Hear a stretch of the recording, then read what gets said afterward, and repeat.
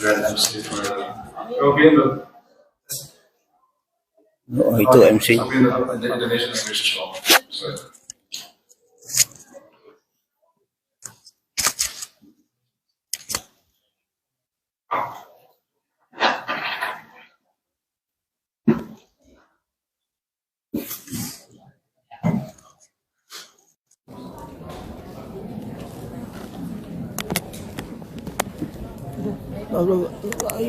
Assalamualaikum warahmatullahi wabarakatuh.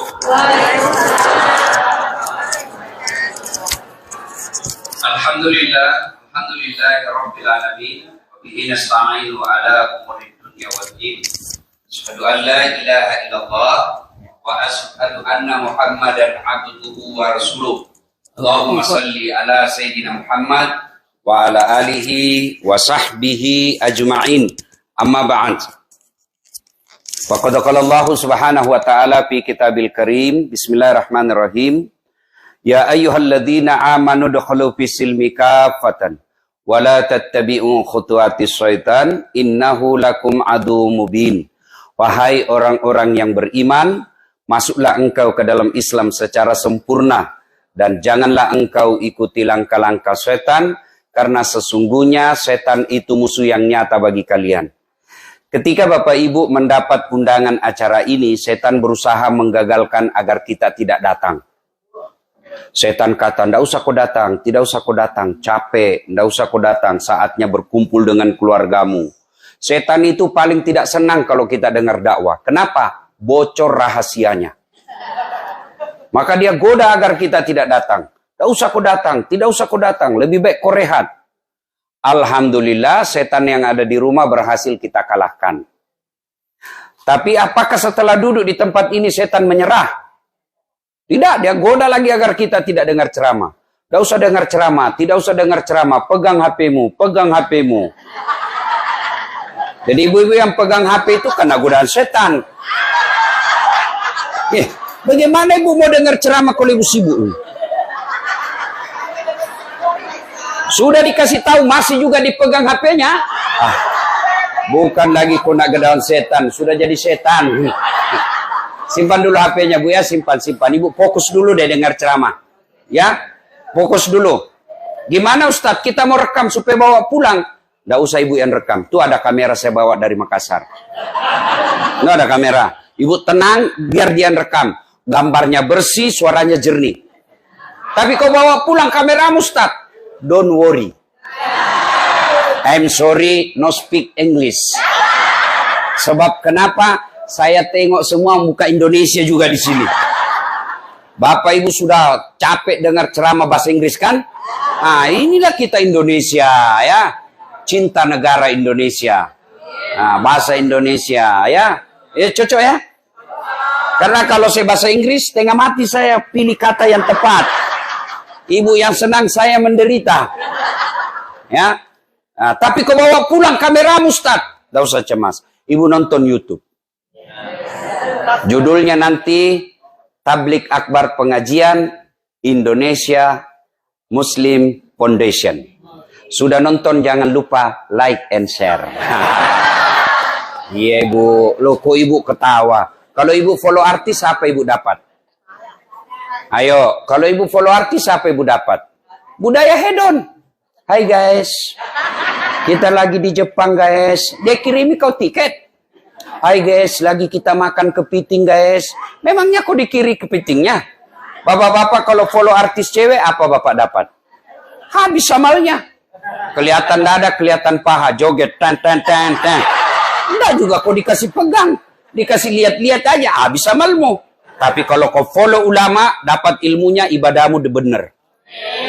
Kau follow ulama, dapat ilmunya, kau amalkan, dapat lagi pahala. Kau sebarkan lagi itu dalam medsosmu, dapat lagi amal jariah. Maka yang belum follow Dasat Latif, mulai malam ini follow Dasat Latif.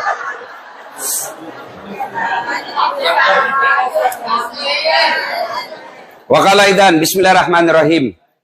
Innallaha wa malaikatahu yusalluna 'alan nabi. Ya ayyuhalladzina amanu sallu 'alaihi wa sallimu taslima. Wahai orang-orang yang beriman, bersalawatlah kepada Rasulullah dengan sebaik-baik salawat. Sadaqallahul adzim, maha benar Allah dengan segala firman-Nya. Bapak Ibu, saudara-saudara sekalian yang saya muliakan. Lihatlah ini, Bu. Bapak Ibu lihat ini.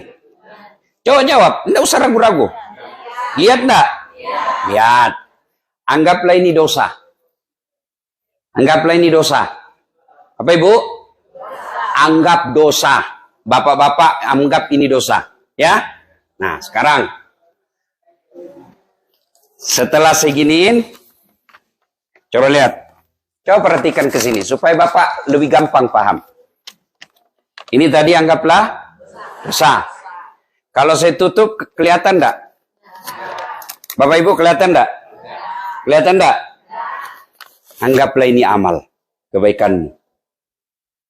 Itulah makna dari hadis, tutupi kesalahanmu dengan memperbanyak kebaikan. Karena orang masuk surga dan neraka itu, Bapak perlu tahu, orang masuk surga bukan karena tidak ada dosa. Kalau orang masuk surga karena tidak ada dosa, demi Allah, tidak ada isinya surga kecuali Muhammad sallallahu alaihi wasallam. Mana ada manusia yang tidak ada dosanya? Ayo, tunjukkan saya di dalam sini yang tidak ada dosanya. Ini di depan saya. Muka-muka penuh dosa juga saya lihat ini. Minimal dosa gosip. Ini ibu-ibu kalau kumpul gini Pak masih gosip tuh. Masuk orang dia tidak gosip, tapi hatinya dong. Dia mulai lihat dari atas sampai ke bawah. Dia tidak gosip tuh, tapi hatinya dalam hati. Apa? Itu sudah dosa itu, Bu. Ya, bapak-bapak. Ini yang bicara. Bapak pikir tidak ada dosa. Pagi-pagi aja saya tadi habis sikir saya, Pak. Banyak barang bagus lewat. Iya kan? Apalagi Bapak Ibu yang tinggal di sini. Banyak orang diskon pakaiannya. Yang di atas turun ke bawah. Yang di bawah naik ke atas. Ketemu di tengah sudah tipis kecil pula. Kena kata mahasiswa saya, kenapa kau lihat Ustaz? Pasti dilihat barang bagus. Iya toh? Mana ada orang tidak ada dosanya? Lalu kenapa orang masuk surga? Ditimbang kebaikannya sebelah kanan. Namanya malaikat pencatat kebaikan. Timbang keburukannya sebelah kiri. Pencatat keburukan. Itulah sebabnya dua malaikat. Kenapa? Wala talbisul haqqa bil batil. Allah tidak mencampurkan yang hak dan yang batil. Ditimbang kebaikannya, timbang keburukannya. Ternyata timbang punya timbang. Itu namanya ada hasil perhitungan. Dihitung kita punya amal. Ternyata alhamdulillah lebih banyak kebaikan kita daripada keburukan kita. Maka kita masuk surga. Meskipun selisihnya 0,1%. Maka ketika ibu tinggal di sini, peluang dosa banyak, maka mestinya kebaikan harus lebih banyak. Kebaikan itu satu diantaranya ikut pengajian begini. Nah karena kalau tidak, apa yang kita mau bawa menghadap kepada Allah? Saya mau tanya, ibu-ibu, coba baku kiri kanan, bapak-bapak, kiri kanan hadapan. Tanya, pasti mati enggak? Ayo tanya temannya, pasti mati enggak? Pasti mati. Ini muka-muka mana muka-muka sakratil maut? Ini ada Pak, pasti mati toh Bu? Iya, pasti mati kan? Nah, sekarang ini kan kita acara haulan. Nah kalau ibu sudah mati, kata Nabi, 3 tuh yang ngantarmu. 2 yang balik, 1 yang tinggal temani kamu. Selama di sini tinggal bapak di sini, di Amerika, United States. Yeay, gaya-gaya. Berapa sudah bapak antar ke pemakaman? Banyak kan? Iya Bu. Berapa sudah diantar ke pemakaman? 1 yang mengantar kata Nabi. Keluargamu, anakmu, istrimu, suamimu, cucumu, handai tolanmu. Demi Allah kamu masuk. Meskipun dia menangis, tidak mungkin dia tinggal temani kamu. Dia menangis, tapi diinjak-injak kau.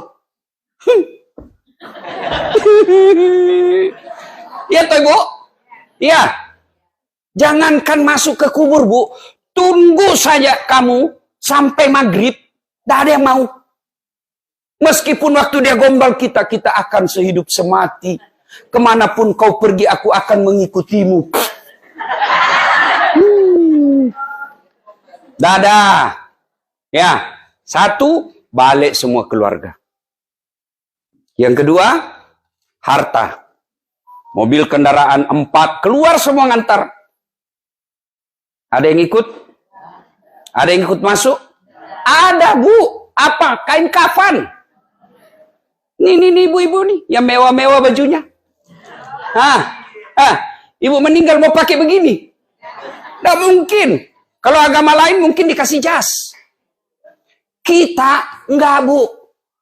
Tidak boleh ada jahitannya. Polos. Ada kantongnya? Tidak ada.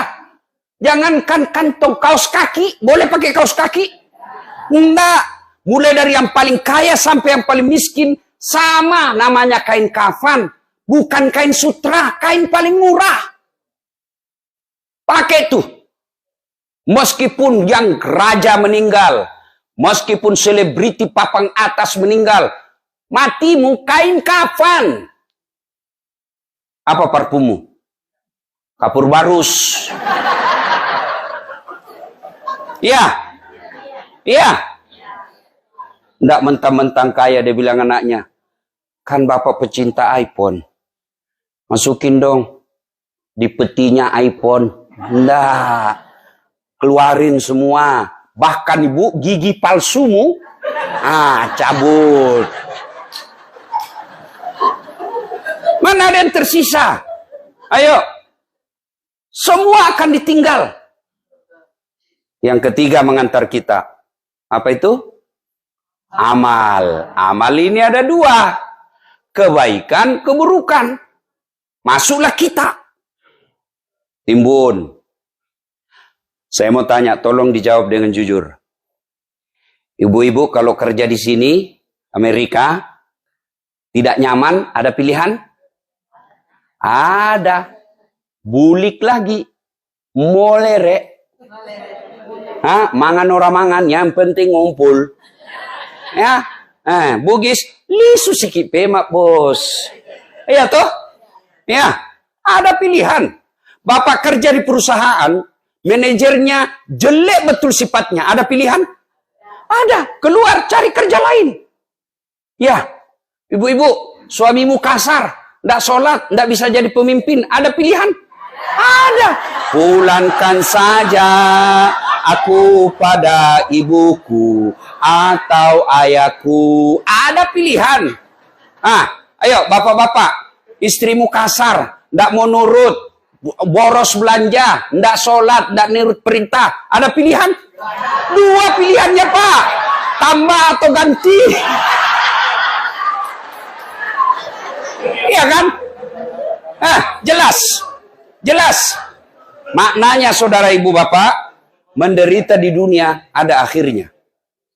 Tidak ada orang menderita dari pagi 24 jam tidak pernah senyum. Tidak. Minimal dia senyum ketika dia nonton ceramah saya. Ya. Tidak ada orang menderita 24 jam. Tapi ketika masuk dalam kubur, ada pilihanmu? Ada pilihan bapak-bapak? Masuk kubur, tidak enak deh, lari dari. Oh, viral bapak satu dunia. Dan orang yang tinggal di rumahmu lari, tidak mau lagi masuk di rumah. Maknanya, masuk kubur ketika kau tidak punya persiapan, tidak akan ada lagi kebahagiaan kau di dalam. Maka kata Nabi, kalau kau masuk kubur, masih ada 3 yang bisa mengalir terus-menerus, meskipun kamu sudah menjadi tulang belulang. Ada berapa ibu? 3. Bapak berapa? 3. Berarti istri. Ya kan? 3. Kalau 1 iswan. Itu. Baru paham ibu. Lambat loading ibu.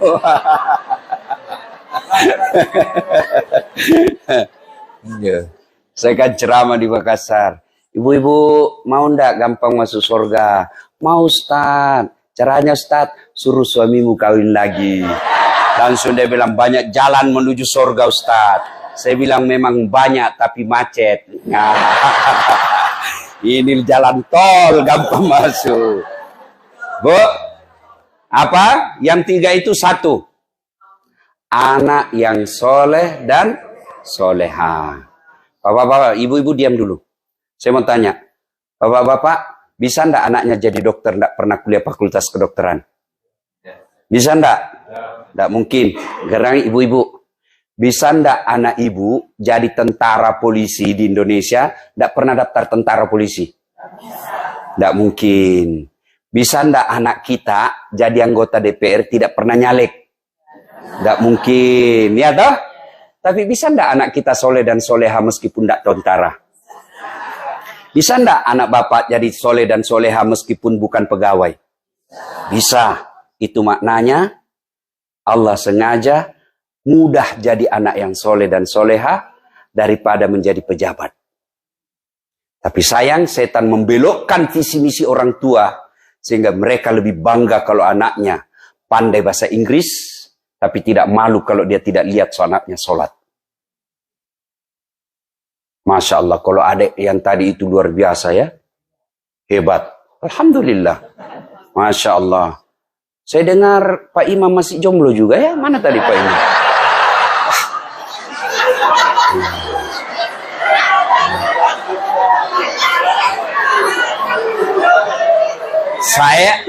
Ibu bapak kok negatif? Saya kan cuma bilang Pak Imam masih jomblo, yang tadi masih gadis, ya kan? Masih remaja. Ibu, saya nikah istri saya usia beda 26 tahun. Saya kenal ibunya hari Ahad, Jumat saya lamar. Nggak pernah lihat fotonya, nggak pernah ketemu. Selesai ijab kabul baru ketemu. Wow. Mantap. Sekarang anak-anak pacaran baru 2 bulan panggil papi mami. Hah? Belum ijab kabul sudah nonton bareng. Bu, saya mau tanya ibu.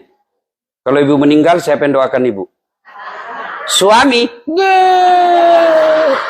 Kawin lagi ibu. Nah, jangan harap suamimu. Jangan harap. Dia nontonlah ceramah saya, istri saya ini.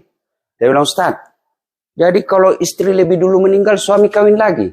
Jadi kalau saya duluan meninggal, Ustaz mau kawin lagi. Saya panggil, saya peluk-peluk dia. Saya bilang, dengar kau sayang ya, dengar baik-baik. Jangankan kamu meninggal, kamu masih hidup saja sekarang, saya selalu berpikir kawin lagi. Apalagi kalau kau sudah mati. Nah, ayo bu, siapa yang doakan ibu? Siapa? Anak. Ayo bapak-bapak, kalau bapak meninggal, siapa yang doakan? Temanmu, jangan harap. Lihat tuh di grup WhatsApp. Lihat di grup WhatsApp. Begitu kita meninggal, jangankan baca doa, ketik doa aja dia balas. Apa dia kirim? Stiker. Al-Fatihah. Dia nggak baca itu. Siapa yang doakan? Anak. Bu, bapak saya itu meninggal 2010. Rasa-rasanya dalam sehari tidak pernah saya lupa doa untuk bapak saya. Matikan dulu. Rifki, matikan dulu. Nah, rasa-rasanya tidak pernah saya tidak doakan bapak saya. Bapak saya dulu di kampung, tidak ada yang mau lihat. Ibu saya dulu tukang cuci. Tukang masak-masak kalau ada pengantin. Tapi dididik anaknya jadi ustadz. Alhamdulillah bapak saya bikinkan masjid. Namanya Masjid Abdul Latif. Ibu saya bikinkan masjid. Namanya Masjid Hajjah Sitimang. Baru-baru. Tidak bisa naik mobil jauh kan? Kampung saya dari Makassar 5 jam naik mobil. Tidak bisa. Ayo mak, ke mama saya tidak tahu bahasa Indonesia. Bugis. Talon mak, talon masih gini. Mapet di alat, nak mapet di mana? Sakit semua ini ku jemput pakai helikopter. Rasa-rasanya tidak ada anak yang jemput helikopter di kampungku, Bu. Waktu itu orang tua saya tidak ada yang nilai. Tapi karena urus anak dengan baik, insya Allah, kalau ibu urus anak dengan baik, kalau ibu menderita sekarang, anakmu yang akan muliakan. Saya heran lihat anak-anak ibu-ibu kita sekarang. Bandingkan ibu-ibu sampean. 7 anaknya, 8 anaknya, pekerjaan tidak jelas. Gaji tidak jelas. Anaknya bisa ke Amerika. Iya kan? Iya. Iya kan? Masya Allah. Saya telepon ibu saya waktu saya mau ke sini. Tidak percaya dia. Dia bahagia, terharu. Kenapa? Anak yang dia lahirkan dengan susah payah, dia bisa ke negeri Paman Sam. Masya Allah. Dia bahagia.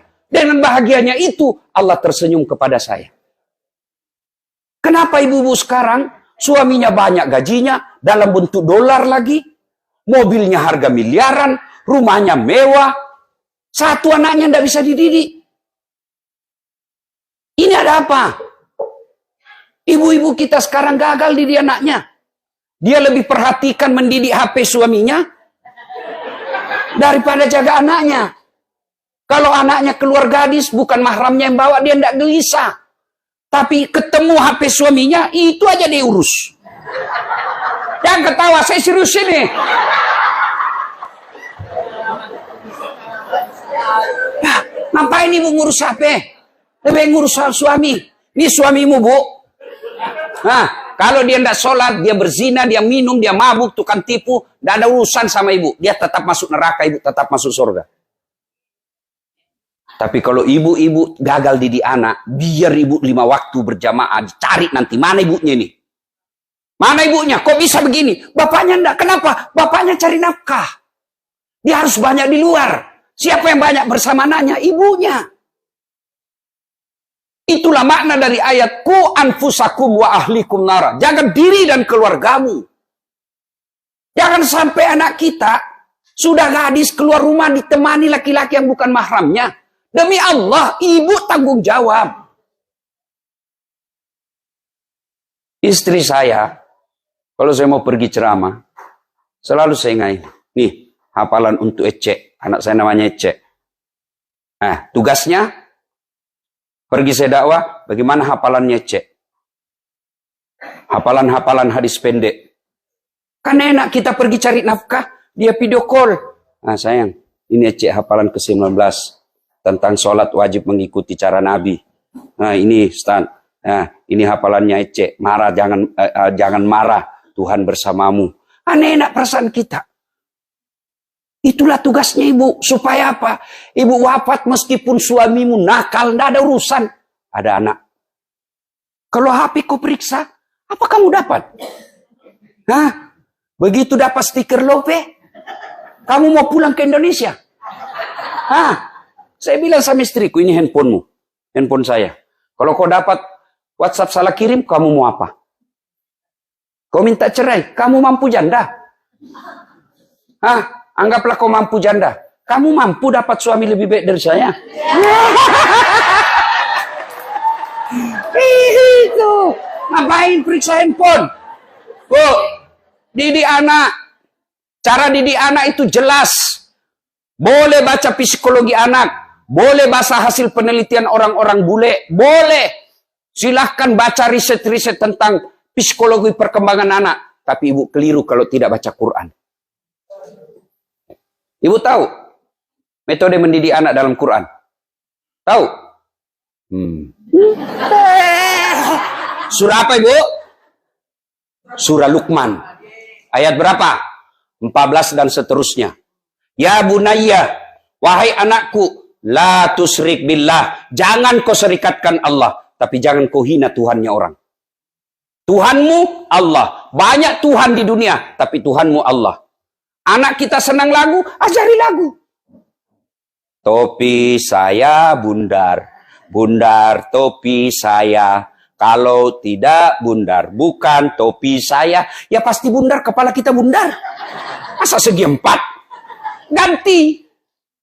Allah Tuhan saya. Tuhan saya Allah. Kalau bukan Allah, bukan Tuhan saya. Selesai. Ibu-ibu berapa anaknya ibu? Nabi. Berapa? Anak Nabi. Berapa?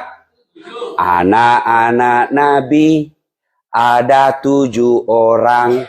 3 laki-laki, 4 perempuan. Pertama Qasim, Abdullah, Ibrahim, Zainab, Rutkaya, Ummu Kalsum, Fatimah. Langsung anak tahu, oh anaknya Nabi 7.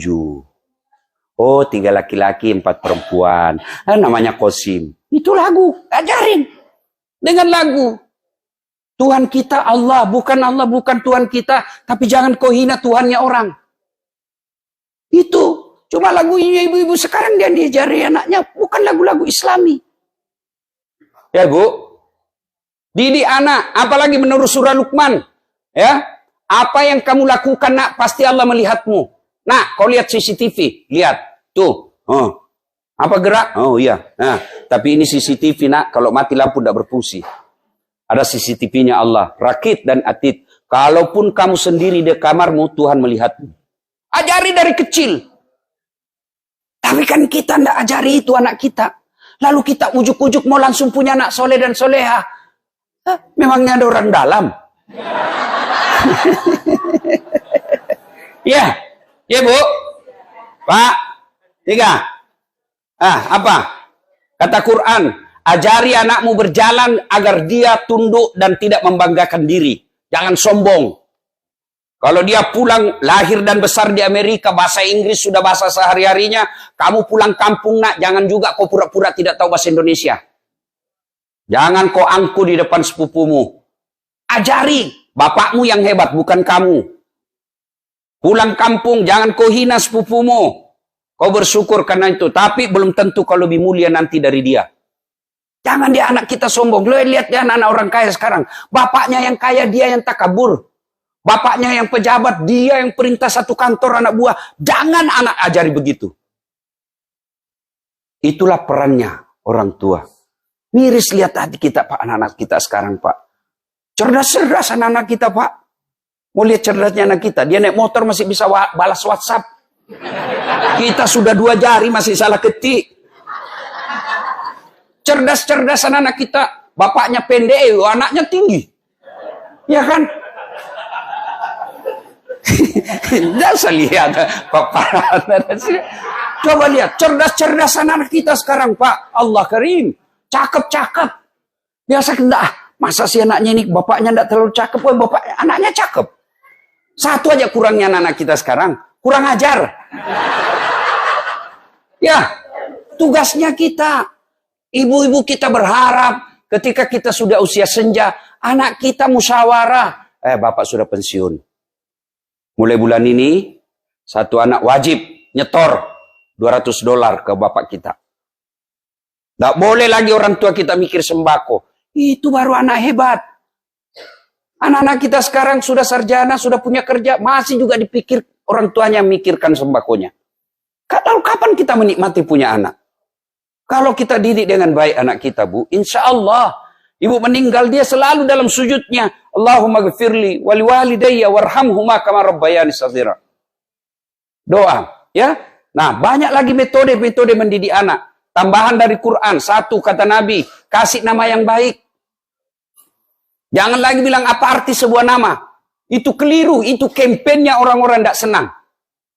Apa arti sebuah nama? Siapa bilang? Bayangkan kalau sedulur-sedulur, Bapak Ibu semua di sini tidak punya nama. Halo, boleh bicara Anu? Siapa? Anu? Mana yang pendek? Banyak yang pendek. Ya kan? Gimana kita mencoblos kalau tidak ada nama? Pilih saya, siapa? Anu? Ini mana? Apa? Dari nama itu Pak, itu nama, itu kewajiban orang tua. Kenapa? Dari nama itu adalah doa. Coba kalau kasih nama anak kita, mutmainnah. Apa artinya? Jiwa yang tenang. Begitu orang panggil, mutmainnah, wahai jiwa yang tenang. Orang doakan anak kita. Coba bayangkan, sebut namanya Ibu. Sebut nama. Minimal saya bisa tahu 2 hal. 1, agama, 2, suku.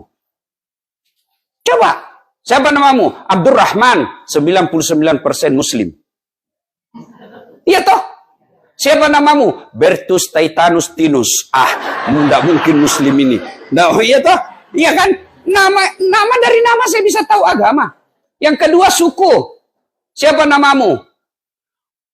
Margono, Jawa. Nah, ya Jawa. Siapa namamu? Margana, Sunda. Siapa namamu? Ambodale, Bugis. Ya kan, dari nama kita bisa tahu agama dan suku. Dan bisa ditahu jenis kelamin. Siapa namamu? Fatimah, masa laki-laki. Iya kan? Nama itu penting. Dan itu nanti di akhirat, nama berpengaruh. Itulah sebabnya Nabi kasih. Kenapa pengaruhnya nama? Itu di padang mahsyar nanti Bapak Ibu sekalian. Menurut kitab Durratun Nasihin, kalau Bapak masih percaya akhirat. Lain kalau Ibu Bapak sudah tidak percaya akhirat. Itu kan kita dikumpul di satu tempat namanya padang mahsyar. Padang mahsyar itu kita diantri satu-satu, Bu. Masih ingat waktu kita pemilu? Satu TPS 300 orang. Ngantrikan sampai sore. Padahal tempatnya ber-AC. Dikasih konsumsi. Pelayanan bagus. 5 loket. Sampai sore kita ngantri. Gimana tuh nanti di padang mahsyar? Berapa triliun manusia? Dan kita diantri satu-satu. Siapa yang duluan diantri dipanggil? Bukan nenek kita yang duluan mati. Siapa dulu? Nama-nama Islam dulu. Meskipun dia duluan meninggal, tapi namanya tidak Islami dipanggil di belakang. Siapa dulu yang dipanggil? Abdul Jabbar, Abdul Rahman, Mutmainnah, Aisyah, Fatimah, Das'at Latif. Itu dulu dipanggil. Dodi, Tony, Joni, Ningsi, Nining, Titi, di belakang.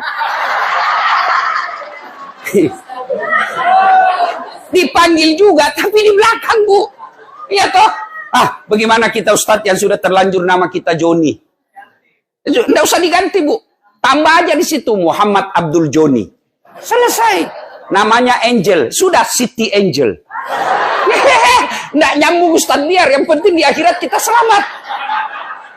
Jangan ketawa, Pak. Saya serius ini. Jelas, Bu? Jelas? Kasih nama yang baik. Yang kedua kata Nabi, jangan kau beri makan uang haram. Sayang 1000 sayang orang tua kita sekarang lebih pusing isi perut anaknya daripada isi hatinya. Nabi Ibrahim ketika hendak wafat, dia panggil anaknya. Ya bunayya, ma ta'buduna min ba'di. Anakku, nanti kalau bapak meninggal kamu sembah apa, nak? Itu pertanyaan Ibrahim ke anaknya.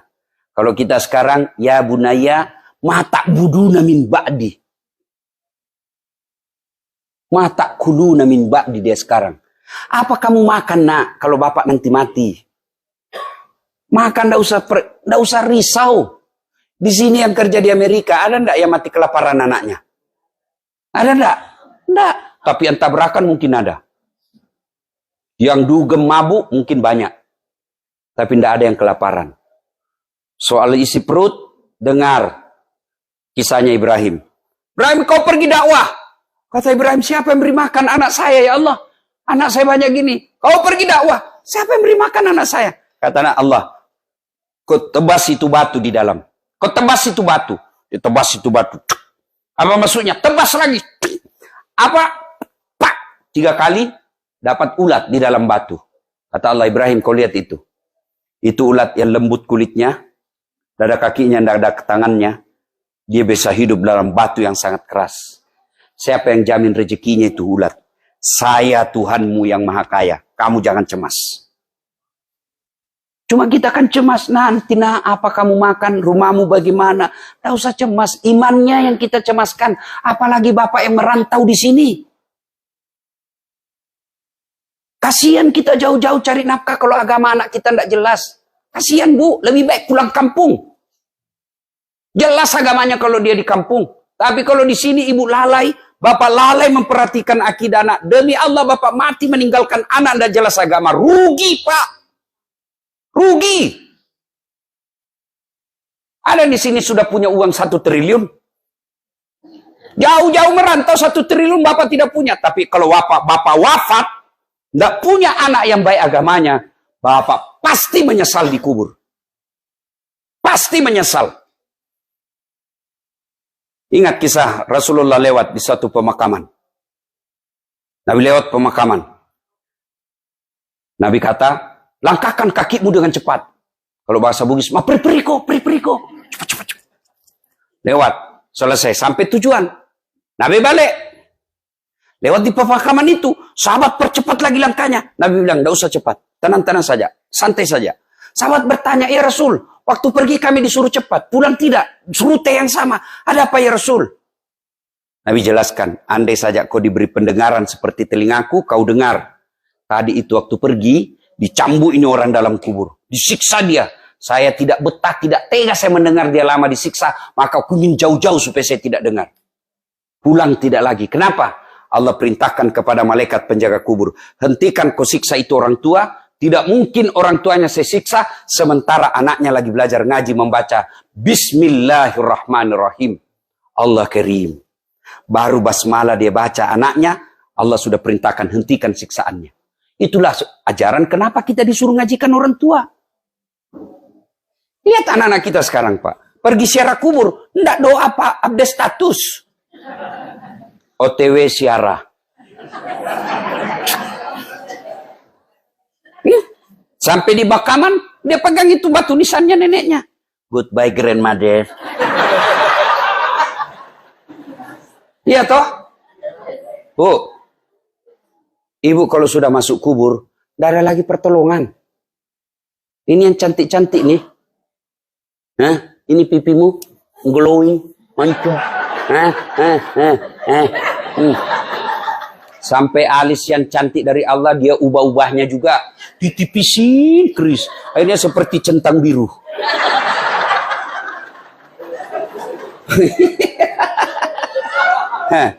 Ibu masuk kubur, ini matamu dimakan ulat.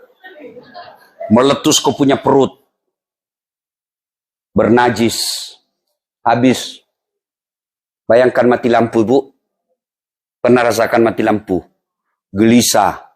Padahal tempat kita masih luas. Mati lampu, masih ada handphone yang bisa kita jadikan senter. Ya. Hah? Masih bisa kita teriak, "Woi, mati lampu." Masih bisa gerak. Mati lampunya terbatas, waktunya paling lama 30 menit. Tapi masuk kubur, mati lampunya, Bu, tidak hidup-hidup lagi. Lubang kubur, bukan itu tempat ibu.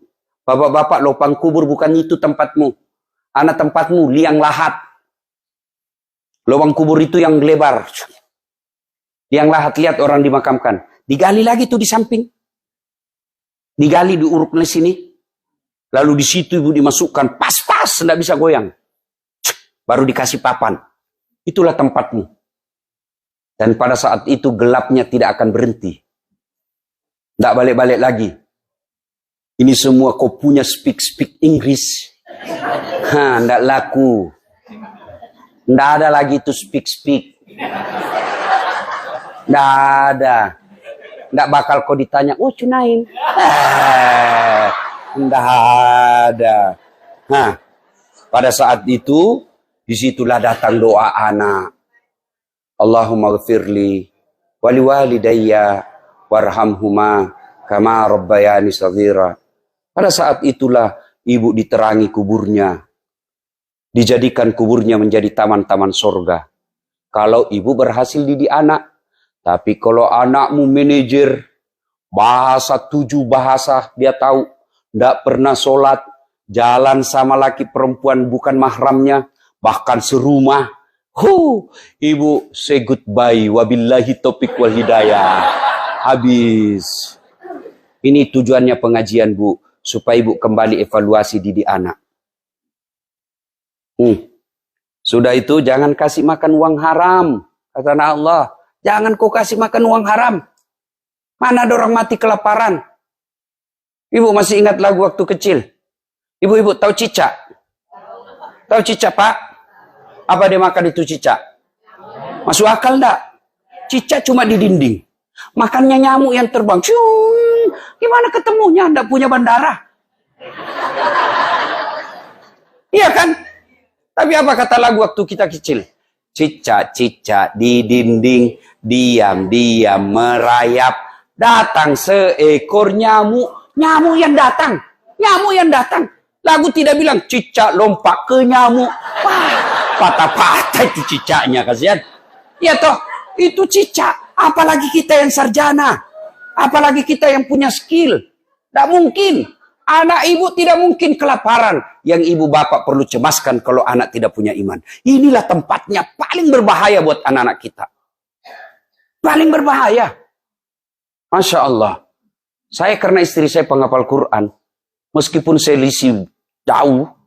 Oh, anak saya itu belum sekolah, Bu. Suatu ketika saya terpesona. Kenapa? Dia waktu itu 6 tahun. Anak saya sekarang 10 tahun. Dia mau ganti baju. Dia masuk ke toilet. 6 tahun. Saya bilang, kenapa nak cek? Tidak boleh Abi lihat saya punya badan. Coba, itu 6 tahun. Siapa yang didik? Bukan saya, ibunya. Maka ibu ini penentu buat anak-anak kita. Saya begini bukan bapak saya yang hebat, ibu saya. Ibu saya itu kalau dulu waktu saya kecil, diajari kita. Nah, kau pergi pinjam gula di sebelah. Karena dulu ada namanya pinjam-pinjam gula. Ya, pinjam piring, pinjam kopi, gula 3 sendok. Dulu. Ya kan? Dulu. Nah, ini diajar saya. Nah, bahasa Bugis tentu dia bilang, nak, kamu pergi pinjam. Diajari kita. Kau duduk dulu begini, nak. Ya. Nah, jangan lihat matanya orang. Kau bicara. Kalau kau dikasih pegang 2 tangan. Itu sampai di situ enggak. Besok ketemu tuh tetangga. Bagaimana anakku kemarin enggak kurang ajar. Dia ngomong. Begitu dijaganya anak-anak kita dulu. Dulu belum ada Facebook. Belum ada Instagram. Belum ada video call. Begitu hati-hatinya orang tua didik anaknya. Sekarang apa yang didik anak kita? Medsos. Video call itu yang rusak anak kita, Bu. Sudah di dalam kamar, ibu pikir dia belajar. Enggak, dia video call. Ya, pakai supaya tadi dengar bapakmu. Ya. Coba deh lihat anak-anak kita sekarang. Ibu ketawa karena membayangkan itu pernah ibu lihat. Iya kan? Nggak malu lagi. Saya zaman kecil, Bu, yang namanya perempuan seksi hampir nggak pernah kita lihat. Meskipun waktu itu belum ada jilbab. Perempuan zaman saya SD SMP itu nggak pakai jilbab, tapi sopan pakaiannya. Kalau dia jatuh ballpointnya, dia pegang itu sininya, Bu. Kalau mau diambil, dia pegang juga roknya di belakang. Nah, begini dia tuh. Iya toh? Iya, nggak ada jilbab waktu itu. Sekarang perempuan, bisa amal saya, Pak. Dia sengaja memang kayak dia mau tabrak kita. Hancur, Pak. Gimana anak kita nggak hancur? Maka siapa punya kewajiban? Ibu. Saya sengaja lama-lama bahas soal ini. Kecemasan saya, Pak, bukan soal finansial.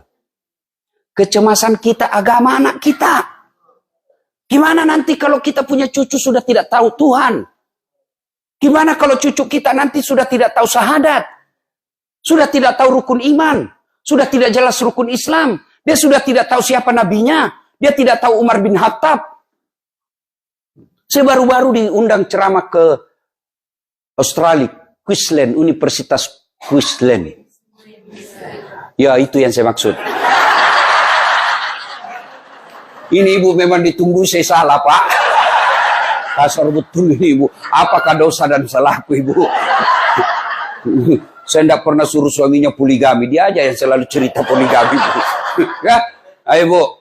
Saya pergi sana, ada orang perantau. Sudah berapa tahun Bapak di sini? Sudah lebih 40 tahun.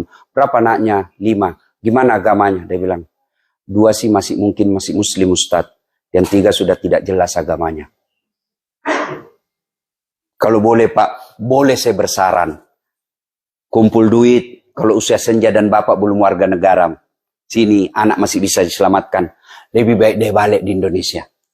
Mending kita rumah sederhana, tapi jelas agama masa depan anak kita.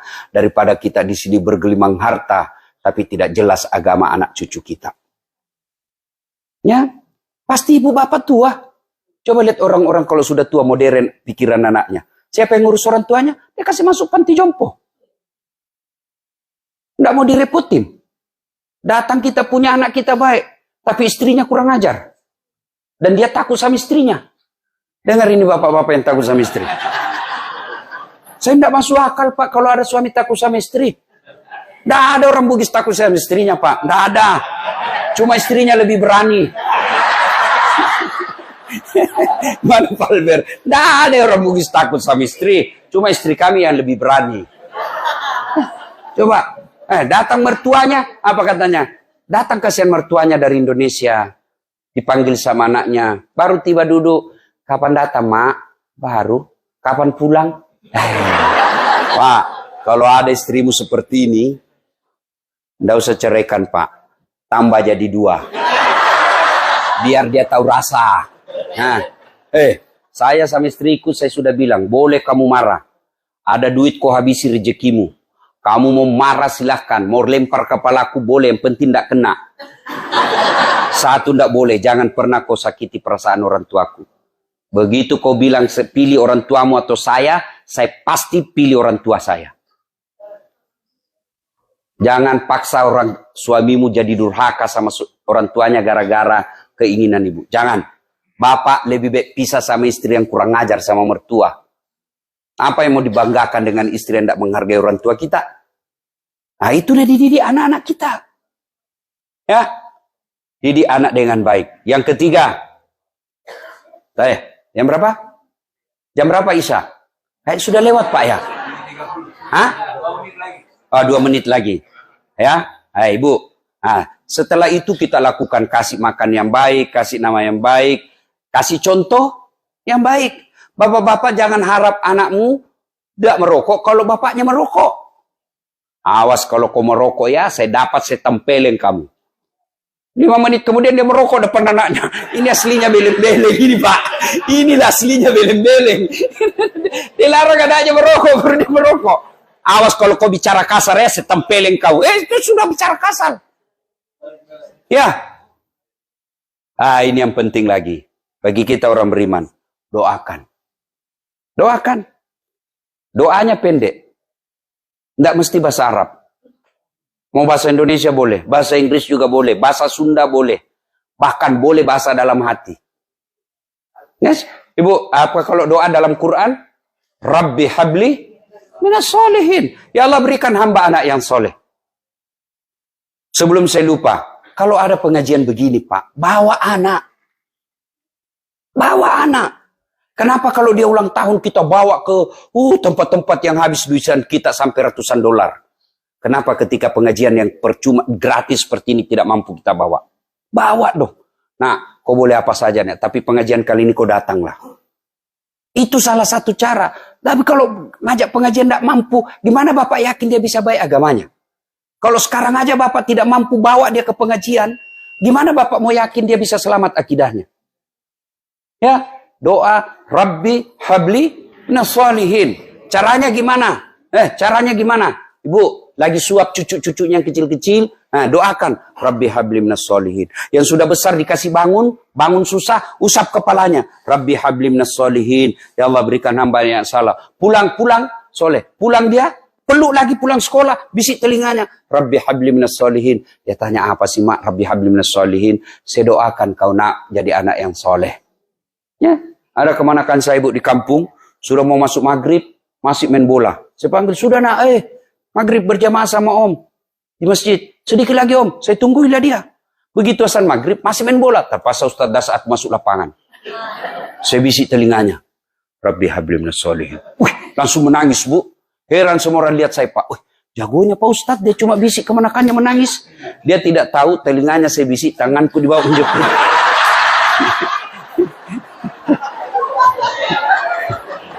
Maknanya apa bu?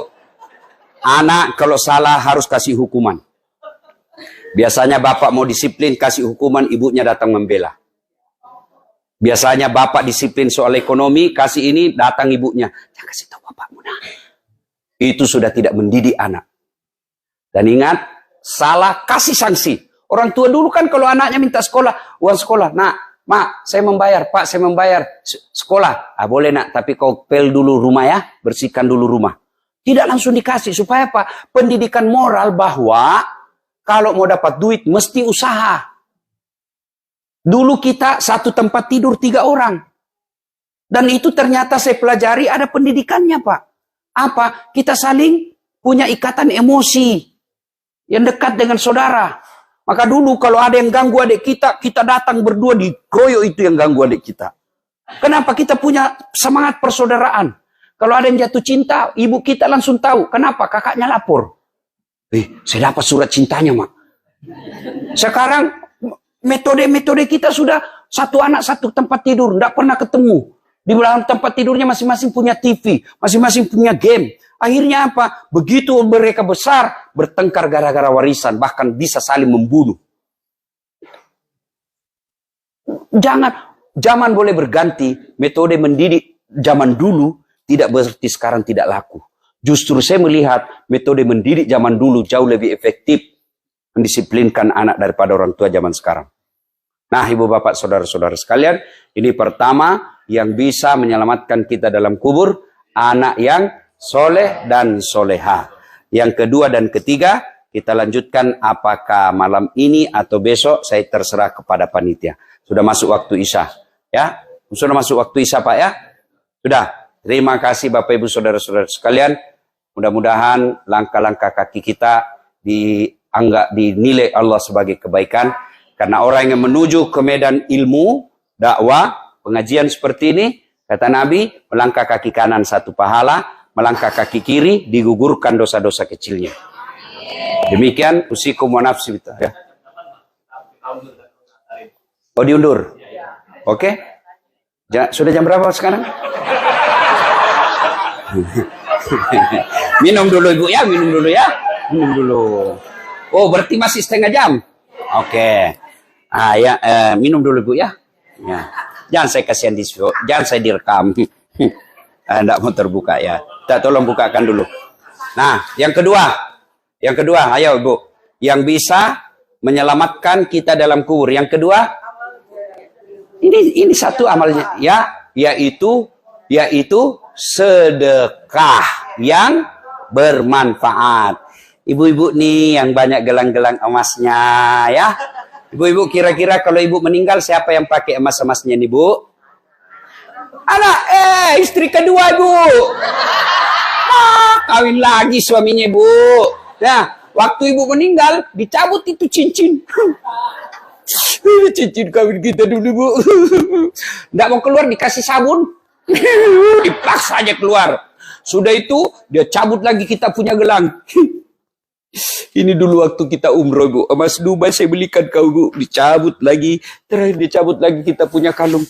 Ini hadiah pernikahan dulu, Bu. Dicabut semua. Lalu dia bungkus baik-baik. Dia masukkan ke dalam laci, Bu. 3 bulan kemudian ketemu janda. Aduh. Teman cinta lama. Bersemi kembali. Dia ambillah itu emasnya, Ibu. Dia ketemu si janda. Ini ada emas saya, mantan istri saya sudah mati. Dia bilang sudah mati, Bu. Nah, ini cenderamata untuk kamu pakailah sayang ya. Ibu-ibu, daripada emasmu dipakai istri kedua, mending sedekah untuk kemajuan taklim kita. Ibu, Bu, mau punya anak hafal Quran? Nah, sekarang kan susah punya anak hafal Quran kalau sudah dewasa. Tapi Allah masih buka peluang. Wala tayasu min rauhillah, kata Allah. Jangan kau putus asa. Caranya, telepon sepupumu di kampung. Kakakmu, adikmu, keluargamu, Dek. Ada kamu tahu penghafal Quran? Ada, Kak, ada.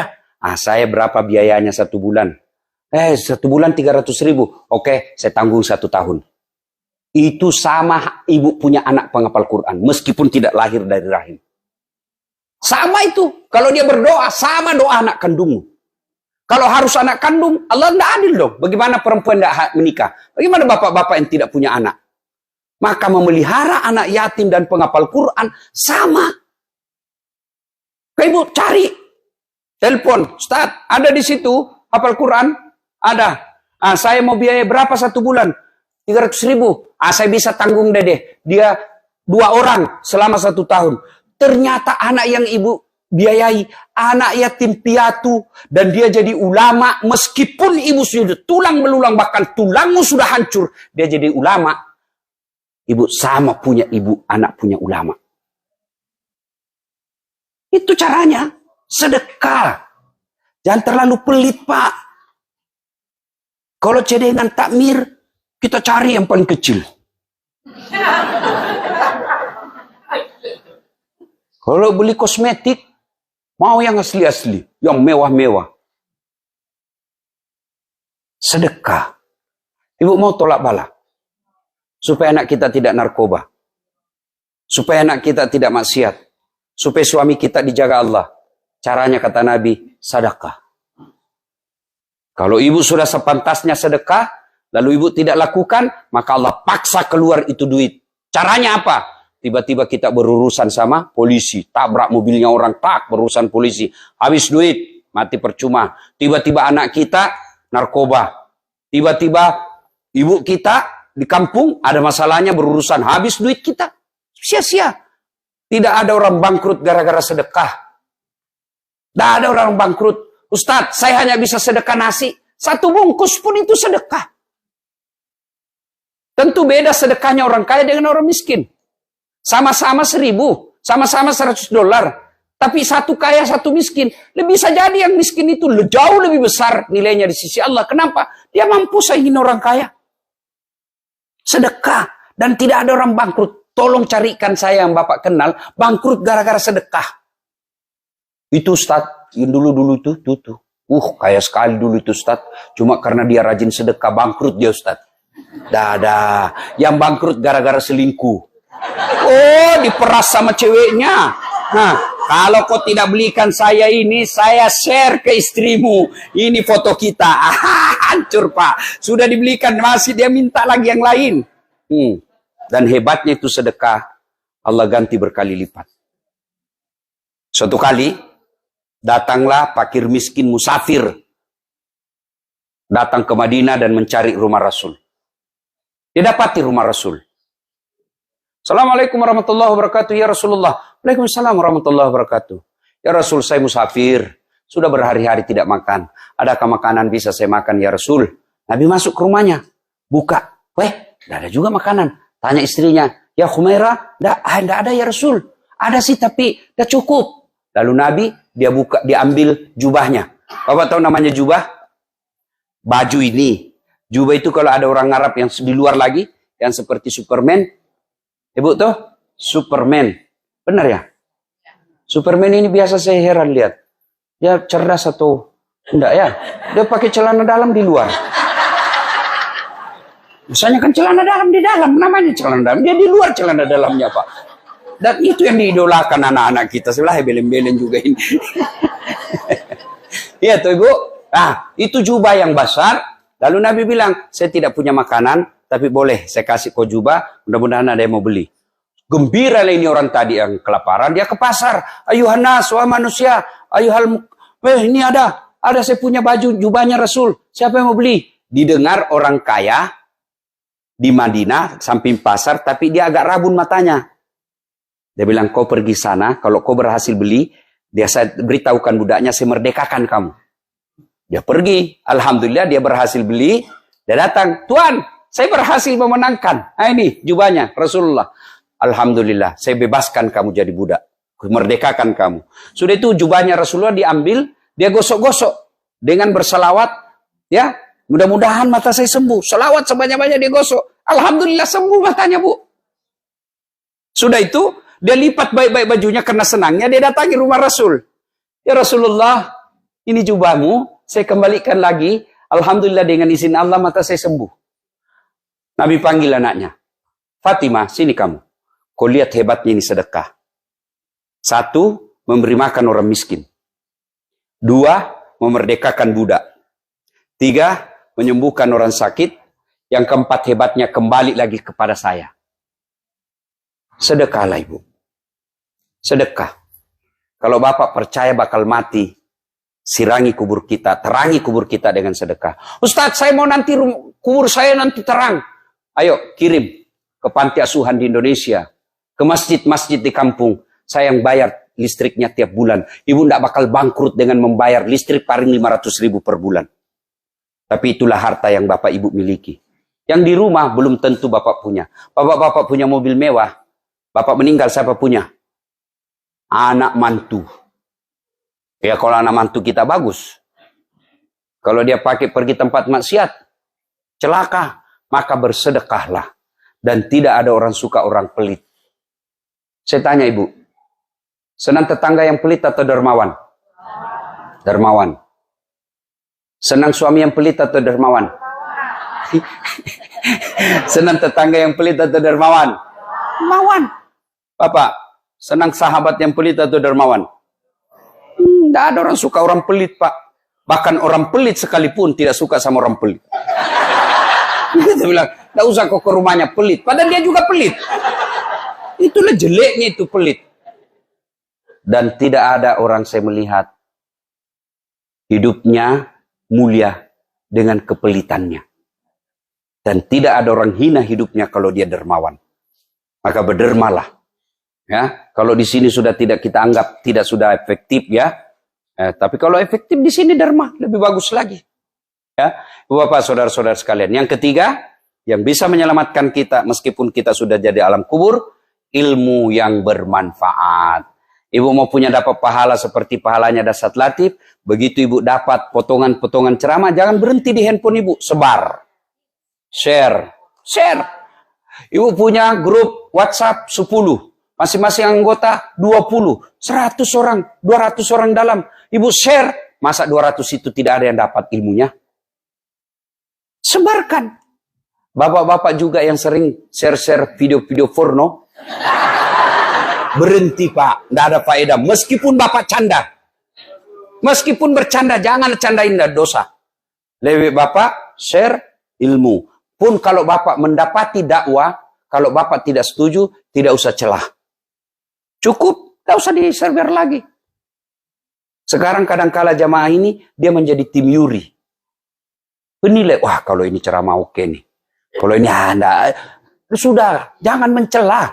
Kalau tidak senang, tutup, selesai. Jangan dicela. Saya kan sering dicela-cela, Pak. Saya dibilang Ustadz stand up komedi. Saya dibilang Ustadz plat merah. Tidak ada masalah. Bahkan saya dibilangi, itu kan sempat ribut saya di medsos, gara-gara saya dibilang Ustadz tidak sunnah. Ustadz tidak sunnah. Sunnah. Ya kan? Nah, kan saya ditulis, Ustadz sunnah. Saya lihat, saya cari nama saya. Tidak ada. Sambil kanan, Ustadz tidak sunnah. Nomor 13. Saya bilang, kenapa kau tuduh saya tidak sunnah? Saya bilang, buktinya kau ceramah-ceramah sunnah, kau tidak perlu sunnah. Mana? Kau tidak pelihara jenggot?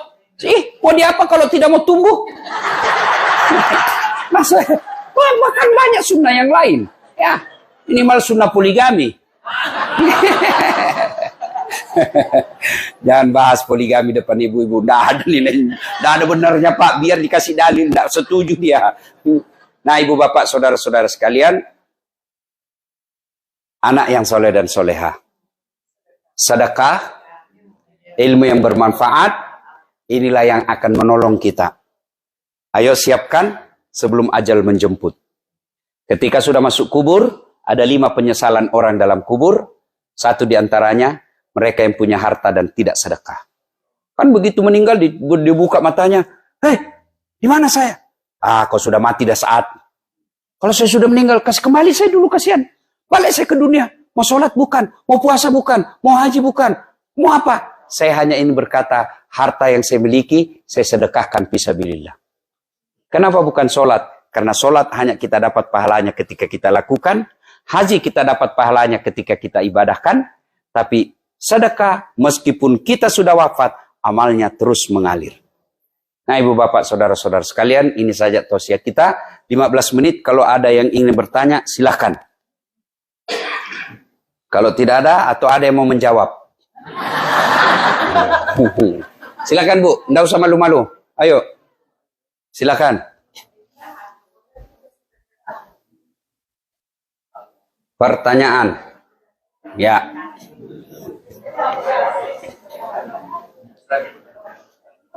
Ada Ibu? Ya, silakan.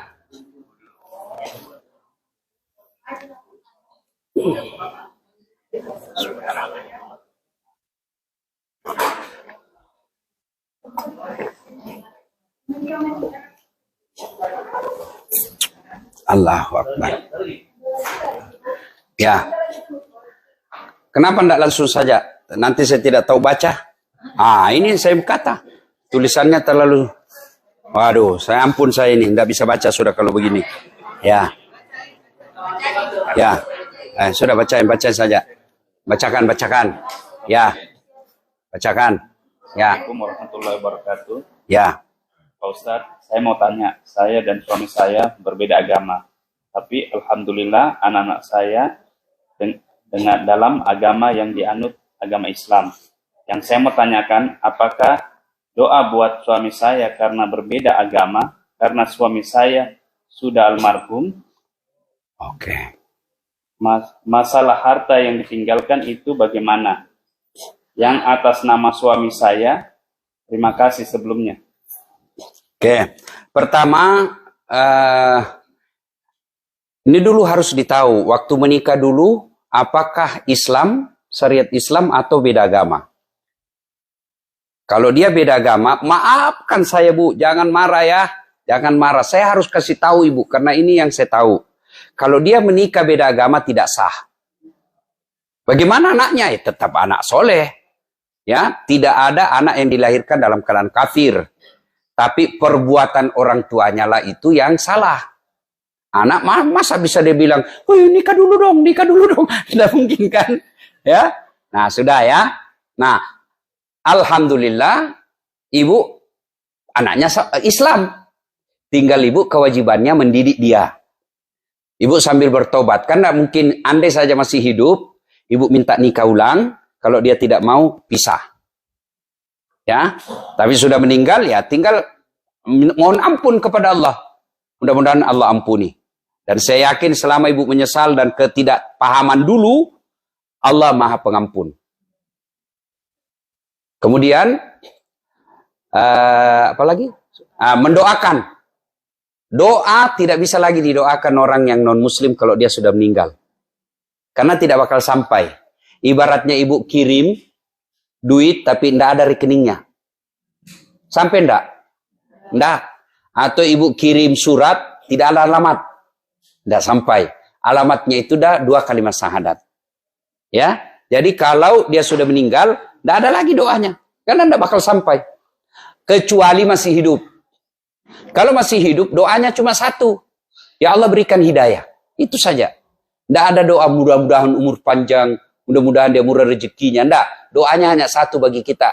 Keyakinan kita. Satu aja doa untuk orang non-muslim. Ya Allah berikan dia hidayah masuk Islam. Itu saja.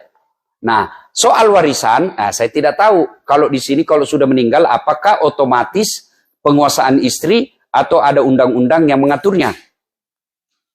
Nah, kalau menurut syariat Islam, ibu punya hak. Ya, kalau masih hidup orang tuanya dan atau ada saudaranya, ibu dulu, anaknya dulu diberi. Ada aturan-aturannya, Bu. Itu ada kitabnya khusus. Namanya Fikih Mawaris. Saya tidak hafal itu, poin-poinnya. Berapa persennya. Kalau negara tidak mempersoalkannya, maka ibu halal memilikinya. Kalau bun ibunya minta, dia punya hak. Ibu kandungnya punya hak. Berapa persennya, itu sebaiknya ibu konsul nanti ke, kalau ibu umur panjang ke Indonesia, ada lembaga namanya Kantor Urusan Agama. Di situ dia jelas itu poin-poinnya. Itu tidak boleh dikarang-karang, Bu. Saya mohon maaf, saya lupa berapa persen. Ada angka-angkanya itu. Kalau perempuan itu kan ahli waris laki dengan perempuan kan beda. Ya, laki-laki lebih banyak dari perempuan. Ini yang dikritik oleh orang-orang yang tidak senang dengan Islam. Katanya, kalau begitu Islam tidak adil dong. Oh, adil. Justru perempuan itu dimuliakan.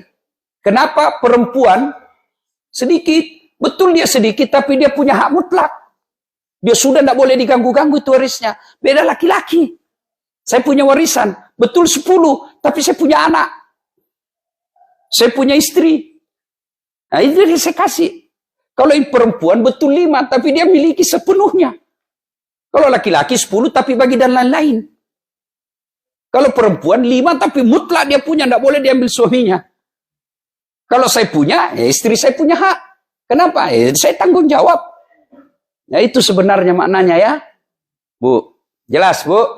Wallahu a'lam bishawab. Ada lagi? Ya tadi yang dibaca? Ini dulu diselesaikan. Persoalannya ibu-ibu. Ras terkuat di bumi. Assalamualaikum warahmatullahi wabarakatuh. Assalamualaikum warahmatullahi wabarakatuh. Pak Ustadz, bagaimana hukumnya kalau sholat fardu sebelum waktunya? Karena di sini kadang waktu sholat, waktu subuh setelah jam 6 pagi. Sedangkan kita harus berangkat kerja sebelum jam 6. Jadi sholat subuh sebelum waktu subuh. Makasih Pak Ustadz. Sama. Sudah pasti tidak sah. Ya, lebih baik terlambat daripada belum masuk waktu. Ya, 5 syarat sahnya sholat. Artinya sah tidaknya. Syarat sah namanya. Wudu, nutup aurat, menghadap kiblat, baca Al-Fatihah. Satu diantaranya masuk waktu sholat. Soal diterima tidaknya, tidak berani saya jawab. Itu hak prerogatif Allah, hak mutlak Allah. Tapi kalau ibu tanya sah tidak sah. Kenapa? Itu sudah jelas syarat sahnya masuk waktu sholat. Nah bagaimana kasus begini? Solusinya ibu sholat di jalan. Sholat. Gimana caranya Ustadz? Kita di bus, ibu sholat di bus. Caranya wudhu dulu. Wudhu dulu. Wudhu di rumah. Sudah itu tahan kentut. Biar ibu wudhu. Sedikit aja Ustadz, dah habis, batal. Nah, bagaimana bersentuhan laki-laki? Terjadi perbedaan ikhtilaf namanya, perbedaan pendapat ulama. Syafi'i batal, Imam Ahmad selama tidak nafsu tidak batal. Jadi kalau saya, mahasiswa saya, mau jabat tangan selesai mengajar atau ujian, saya tidak mau jabat tangan. Kenapa? Dia masih muda, saya juga. Menurut saya, ya juga Bapak menurut saya, dia cantik. Saya tidak gagah, tapi saya pun pesona. Mana buktinya ibu semua mau foto sama saya tuh? Nah, tapi kalau emak-emak, bunda yang saya panggil bunda, saya jabat tangan. Nggak tahu, nggak masuk saya nafsu sama mama. Nggak tahu lah kalau yang dia yang nafsu sama saya ya. Jadi bu, ya dengar. Jadi solusinya, bapak ibu kalau terjadi kejadian dan saya yakin banyak begini, ya kondisi kita, maka caranya wudhu dulu. Nah, sudah itu jalanan bawa mobil sendiri Ustadz.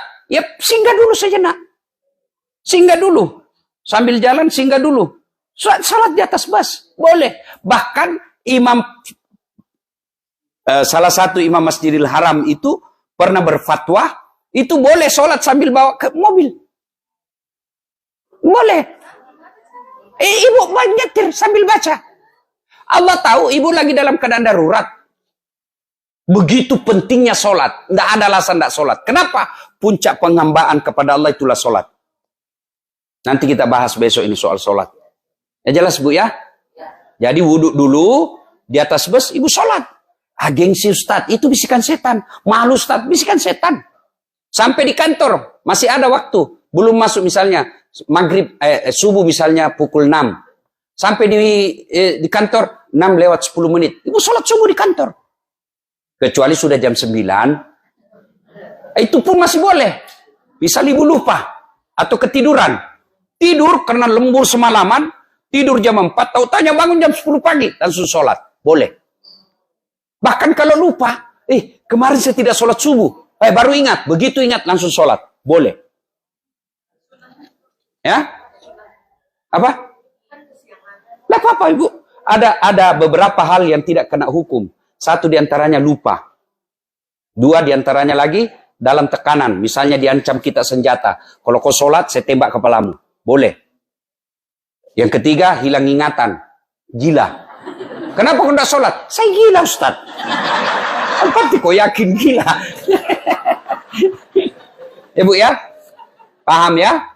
Ya. Apa lagi tadi? Sudah? Jadi saya sarankan ibu, wudhu, sholat di mobil. Soal Allah terima atau tidak, biar urusan Allah. Kalau tidak sholat, sudah pasti tidak diterima. Ya? Oke. Ya, satu lagi. Assalamualaikum warahmatullahi wabarakatuh. Pak Ustadz, saya mau bertanya, gimana caranya biar konsisten dalam beribadah? Karena kadang suka malas. Oke. Konsisten itu bahasa Arabnya istiqomah. Bukan ikatan suami takut sama suami di rumah saja. Istiqomah juga namanya itu ya. Nah, Ibu punya handphone. Bapak-bapak punya handphone. Nah, itu handphone kalau dipakai terus kenapa? Lowbat. Kalau lowbat Ibu apain? Kalau enggak dicas kenapa? Kalau mati masih bisa dipakai? Ih, HP baru Bu, iPhone 16 1 tera. Tapi tidak ada baterainya, masih bisa dipakai? Enggak, bisa dipakai melempar. Tapi kan tidak mungkin Ibu pakai melempar suami kan? Tidak mungkin ya. Nah, begitulah hati. Lihat pekerjaan orang gajinya ribuan dolar dunia. Lihat perempuan cantik dunia. Lihat rumah mewah dunia. Lihat teman punya dunia. Dunia terus. Kapan Ibu ngecas ini? Salah satu supaya istiqomah Ibu, satu dengar dakwah. Dengar dakwah. Dengar dakwah sekarang hanya orang malas yang tidak mau. Semua sudah ada internet. Di mana aja bisa orang dengar dakwah. Mau tidur, boleh bareng-bareng. Ibu jengkel sama suami, putar ceramahnya Ustaz Dasat. Kewajiban suami terhadap istri. Pura-pura kasih dengar. Aduh, bagus juga ceramahnya ini ya. Oh, besok suaminya balas kewajiban istri kepada suami. Mantap juga ini ya. Itu caranya Bu ya. Dakwah, dakwah. Yang kedua, setelah dakwah, apa Ibu? Berteman dengan orang-orang soleh. Ibu tahu kulit kambing? Tahu kulit kambing? Dijadikan pembungkus Quran. Dicium dulu tuh kulit kambing Bu. Sudah dipakai, dicium lagi. Di mana disimpan? Bawa tidak, di atas. Kulit kambing yang hina dicium karena berteman dengan Quran. Ibu tahu kulit kambing? Ketemu drum. Diapain? Oh, dipukul. Tiap saat dipukul. Salah milih teman. Itulah makna kata Nabi. Kalau kau berteman dengan penjual parfum, kalau kau tidak dapat parfumnya, kau dapat wanginya. Kalau kau berteman dengan pandai besi, kalau kau tidak terbakar apinya, kau dapat hawa panasnya. Ya tak? Saya ketemu Pak Farhad. Paling saya tanya, di mana masjid bagus ini Pak? Tidak mungkin saya bilang, di mana panti pijat yang bagus? Kenapa Ustaz? Paca capek Pak Haji. Siapa yang pijit? Perempuan. Hei, lain dipijit, lain yang mengeras. Iya toh. Tidak mungkin sama saya tanya. Tidak mungkin kan? Tidak mungkin saya tanya. Pak Farhan, di mana di sini tempat judi yang bagus? Tidak mungkin. Pasti saya tanya, di mana tempat pengajian? Di mana ya? Pasti kebaikan. Maka ibu-ibu, hati-hati milih teman Bu. Kalau ibu berteman tukang gosip, lambat laun pasti ibu jadi tukang gosip. Kalau ibu berteman dengan orang hedon, pasti lambat laun ibu juga hedon dan paksa suami beli. Maka bertemanlah dengan orang-orang soleh. Ada 7 golongan orang dilindungi di padang mahsyar kelak. Satu di antaranya mereka yang bertemu dan berpisah karena Allah. Itulah berteman dengan. Dan orang yang soleh temannya Bu. Nanti misal ya. Itu kitab yang jelaskan. Begitu saya mau masuk surga. Misalnya Allah izinkan saya masuk surga. Tiba-tiba Allah lihat saya gelisah. Kata malaikat, Dasat, kenapa kau? Ada teman saya cari ini. Siapa? Pak Farhad. Kenapa? Dia yang ngajak saya dulu ke Amerika, dakwah sehingga ilmu saya diamalkan di Amerika. Oh, masih banyak pertanyaannya dia. Masih ada masalahnya. Belum boleh masuk dia. Aduh, ya enak rasanya saya kasihan. Gara-gara dia lah itu saya bisa sampai ke Los Angeles. Akhirnya lihat percakapan saya dengan malaikat. Allah lalu katakan, malaikat, kau panggil itu si Farhad. Saya mau bahagiakan Dasat secara sempurna supaya dia tidak lagi galau masuk surga, bawa temannya. Itulah sebabnya Pak, Bapak perlu berteman sama saya. Supaya saya cari mana nih, waduh. Oh, masih banyak pertanyaannya ini kawan saya nih Pak. Sini. Ya, oh, ya Pak. Gitu, berteman dengan orang-orang soleh itu perintah agama. Ya. Yang ketiga, Ibu, supaya bisa jangan berkunjung ke tempat-tempat yang tidak ada faedah. Bapak-bapak meskipun canda, jangan kunjung ke tempat-tempat. Siapa tahu ajal di situ. Ya. Jangan ke tempat-tempat tidak ada faedah. Kalau sekali-kali bolehlah. Misalnya Ustadz Dasat jauh-jauh, mau lihat-lihat apa itu Hollywood. Baru kita foto. Ya kan? Ya Bu, ya. Nah, yang berikutnya lagi supaya kita tetap beriman kepada Allah, doa. Ada doanya tuh dalam Quran, ujung akhir-akhir Al-Baqarah. Rabbana la tusi qulubana ba'da is hadaitana wa hab lana min ladunka rahmah. Itu ayat tuh. Ya Allah, jangan kau palingkan hati hamba setelah engkau berikan hidayah. Ya Allah, jangan engkau kegelapkan hati hamba setelah engkau berikan ketenangan. Ini penting. Dan doa Ibu tidak harus bahasa Arab. Daripada Ibu bahasa Arab salah arti, mending Ibu bahasa Indonesia. Contoh ya, qalbu itu hati. Kalbu anjing. Itu bedanya Bu. Makanya daripada Ibu bahasa Arab salah ucap, nanti bingung malaikat. Apa maksudnya ini Ibu? Dia mau minta anak soleh, doa yang diminta, doa minta hujan. Lain di bibir, lain di hati. Maka agama katakan Nabi, berdoalah engkau dengan bahasa ibumu. Bahasa sehari-hari. Boleh. Ya Allah, bahkan boleh Ibu berdoa, ya Allah, engkau sudah tahu apa yang ku mau, maka kabulkanlah ya Allah, amin. Selesai. Bahkan boleh pakai bahasa isyarat. Ibu tidak tahu, mengucap pun, menyusun kata-kata pun Ibu tidak tahu.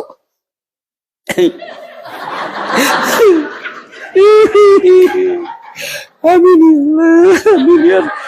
Suaminya kawin lagi. Ya? Jelas ya? Jelas? Bu, jelas? Nah, berteman, saya ulang, dengar dakwah, berteman orang-orang soleh, tinggalkan tempat-tempat tidak ada faedah, kemudian doa. Ya, kalau sudah itu bertawakal ilallah, berserah diri kepada Allah Subhanahu wa taala. Allah. Ada lagi? Oh ya. Terima kasih Bu. I love you full. Ya, pertanyaan berikutnya. Bu, saya tidak bisa baca, mata saya baru operasi Bu. Nih, baru operasi.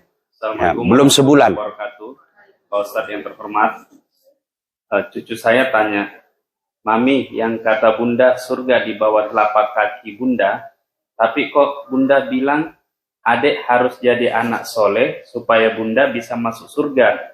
Adek jadi bingung. Bagaimana saya menjelaskan jawaban yang benar dan baik, Pak Ustadz? Terima kasih. Ya, jadi Ibu, ini hadis bahasa kias namanya. Kiasan. Nanti anaknya bilang, mana surganya? Tidak ada. Ya. Maka Ibu jelaskan bahwa apapun ibadahmu, kalau kau durhaka sama Bunda, tidak ada guna. Ya. Nah, kasihlah tanya, kenapa bisa? Kasih lihat, kasih cara berpikirnya. Satu, lihat orang hamil. Susah ndak nak lihat itu orang berat Bunda? Ya kan orang hamil tuh jalan aja setengah mati kan? Mau duduk pakai standar samping, ya kan? Nah, coba lihat itu nak. Nah, sudah itu melahirkan. Lihat, bukakan video orang-orang yang melahirkan, menderita, menyusui dan membesarkan. Ya kan? Nah, sudah itu nak. Coba lihat penderitaannya ibu. Nah, kalau kamu durhaka, masuk akal enggak? Pacarmu baru kau kenal 2 bulan, yang belum tentu dia sayang, lalu kau hianati ibumu? Bagaimana cara berpikirmu? Ini pacarmu aja baru 2 bulan kau kenal, kau setia. Sementara ibumu dari rahimmu. Jelaskan pula itu bagaimana itu ibu. Anak 9 bulan dalam kandungan, dia itu makan dari pusar. Makanya disebut tali silaturahim. Rahim itu, kalau mau lihat cinta kasihnya Allah, lihatlah ibu yang mengandung. Meskipun menderita sakit, tidak ada dia pukul perutnya. Kakimu di sini kau ganggu saya. Naik sedikit. Tidak ada. Itulah cintanya ibu. Dan ketika dia keluar, ada tali yang menyertai anak dengan ibunya. Itulah tali yang tali rahim itu, tali rahim. Maka ibu lebih peka daripada bapak. Meskipun anaknya sekolah di Mesir, ibunya bangun tengah malam. Sakit ini, anakku. Kok saya gelisah? Bapak dia moro aja tuh. Anak saya sakit. Kok cuma mimpi itu. Itu beda memang. Kenapa? Karena itu tali rahimnya. Dia bawa sampai keluar. Itulah cintanya. Ibu, dia dijelaskan. Bagaimana berbakti kepada kedua orang tua, diajarkan lagi. Imma yablughanna indakal kibra ahaduhuma au kilahuma, dan seterusnya. Dan berkata ada 10 kewajiban anak itu kepada orang tua. Nah, seterusnya dia bilang, kenapa doakan bunda? Karena doa, jelaskan ibu, memang itu hadis Nabi. Doa untuk orang tua dari bibir anaknya. Kenapa? Karena anak pasti ikhlas kalau orang tuanya. Untuk anak, doa dari ibu bapaknya. Kenapa? Karena pasti ikhlas. Saya doakan ibu, belum tentu saya ikhlas. Biar saya ustadz, tapi belum tentu saya ikhlas. Yang kedua, belum tentu saya kenal ibu. Ya kan? Tapi kalau anak, pasti ikhlas untuk orang tuanya. Orang tua pasti ikhlas untuk anaknya. Bahkan orang tua kadangkala bukan dirinya dia doakan. Meskipun dia sakit, anaknya tuh dia doakan. Ya, maka dijelaskan apa makna daripada surga di bawah telapak kaki ibu. Berikan kiasan saja itu, ya, bahwa apapun kamu lakukan kalau durhaka, tidak akan dapat. Lalu dikasih contoh-contoh supaya gampang. Karena anak-anak itu belum bisa menjangkau tafsir, maka kita aja. Saya juga dikasih, saya sempat ditanya kemanakan saya. Om, katanya Tuhan satu. Iya. Tapi kenapa dia bilang di toilet ada Tuhan, di masjid ada Tuhan, di sekolah ada Tuhan? Banyak dong. Bingung juga saya menjawab ini. Bagaimana saya menjawab? Saya kasih jawab. Nah, lihat matahari. Berapa matahari, nak? 1. Di sekolah ada matahari? Ada. Di rumah ada matahari. Lapangan sepak bola ada matahari. Itu berapa matahari? 1. Untuk dia bilang berarti Tuhan matahari. Untuk dia tidak bilang gitu. Itulah anak-anak ya. Makanya ibu harus cerdas. Makanya ibu harus cerdas. Bayangkan kalau anak ibu tanya nanti, kenapa tahun lahirnya disebut tahun gajah? Kalau ibu tidak tahu jelaskan, langsung dia bilang karena bukan tahun kambing. Bingung kan anak kita. Itulah pentingnya ibu belajar. Kenapa? Karena ibu adalah guru madrasah pertama buat anaknya. Saya kalau ibu saya, bu, waduh. Saya itu resep saya satu aja. Muliakan orang tua. Tidak ada urusan sesama orang lain. Ibu saya perlakukan seperti ratu. Alhamdulillah Allah perlakukan saya seperti raja. Saya kalau ibu saya tidak ada tawar-tawar. Tidak boleh lagi orang tua mikirkan sembako. Tidak boleh lagi orang tua. Kalau kau ini adik-adik nih, yang lagi merantau dan mau merintis. Kalaupun kamu belum punya kerja di sini, jangan kasih berita jelek orang tua. Tidak apa-apa kita bohong, yang penting dia bahagia. Oh, kerja saya baik di sini, Mak. Alhamdulillah, tapi mohon maaf belum bisa ngirim.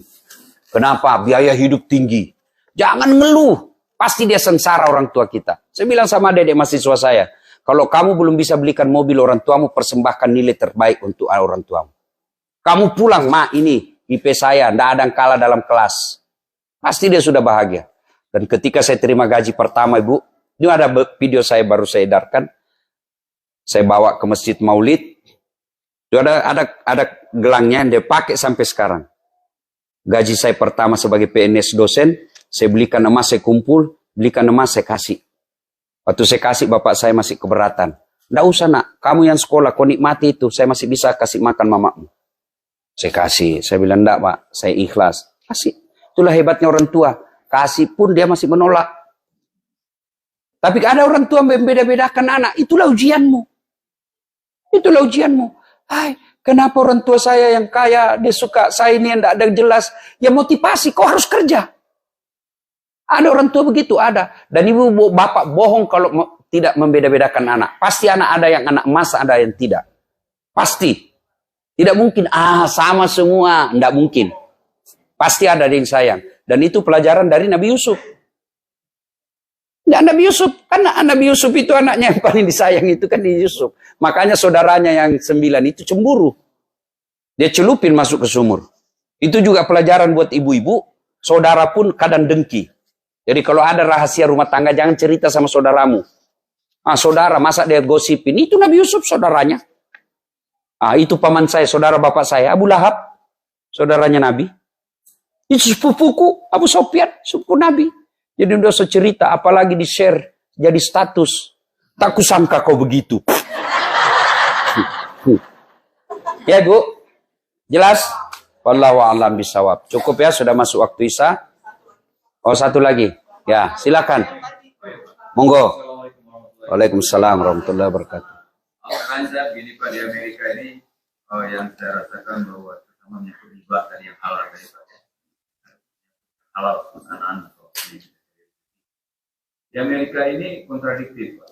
Jadi bangsa Iran kata kalam tidak ada, tapi semua itu hidupnya dari interest Pak. Apa itu? Artinya semuanya dari riba, harus minjem uang dengan bank, ada interestnya, mobil, segala. Nah, tidak semua orang itu mampu. Tapi nggak ada pilihan. Menurut Pak Ustaz gimana? Jadi sampai sekarang Pak, semua ulama tidak ada yang membantah wa ahallallahu bai'a wa harrama riba. Allah halalkan jual beli, Allah haramkan riba. Semua ulama bersepakat riba haram. Riba haram. Yang berbeda adalah apakah bunga bank itu riba? Nah, ini terjadi perbedaan pendapat. Ulama-ulama salaf, ulama-ulama dulu haram. Tapi ulama-ulama fikih kontemporer, dia katakan dia sesuatu yang boleh. Tapi dianjurkan kalau mampu hindari. Tapi kalau tidak mampu hindari, Allah maklumi. Mana ada hidup sekarang tidak ada transaksi dengan bank. Apalagi kita hidup di sini. Iya kan? Ada orang bilang, tidak usah ambil bunganya. Kalau tidak diambil bunganya, nanti dipakai orang misionaris. Selama niatnya ibu bukan mengembangbiakkan uang, selama niat bapak bukan melawan perintah agama, menurut pendapat Quraisy Shihab, silakan. Yang salah kalau memang bapak nabung mengejar bunga. Itu sudah pasti haram. Tapi saya, mana bisa hidup saya lepas dari transaksi perbankan. Sekarang bahkan orang tidak lihat duit. Cik, lunas. Ini bahaya rupanya. Jadi kalau jatuh ATM, orang bisa tempel langsung terbayar. Di Indonesia kan masih pakai PIN. Ini tidak, lunas. Bahayanya. Dan ibu-ibu hati-hati. Ada modus suami sekarang yang baru. Kalau dia mau jalan jauh, dia simpan dompetnya. Ibu yang tidak tahu teknologi, dia bilang, tidak jauh-jauh itu, tidak ada bawa duit. Dia lupa ada kiris. Tahu kiris, Bu? Yang pakai barcode. Itu kan bayar pakai handphone. Bukan pakai ATM. Nah, jadi ibu pikir suami tidak jauh-jauh. Oh, ada duitnya itu di handphonenya. Hati, Bu. Nah, jangan kasih tahu ibu-ibu yang tidak datang pengajian. Ya Pak ya. Pak, pandangan saya menggunakan dunia perbankan. Tapi saya tidak pernah ngutang. Utang itu satu, habis? Utang itu membuat kita jadi pembohong. Gimana? Waduh, enggak ada deh, belum punya. Padahal sudah ada tuh. Dua, utang itu membuat kita putus silaturahmi. Waktu dia pinjam, dipinjami apa dia cakap? Wah, engkau adalah malaikat penyelamatku. Begitu ditagi, engkau adalah malaikat pencabut nyawa. Ya, akhirnya kita jengkel. Mulailah putus persaudaraan.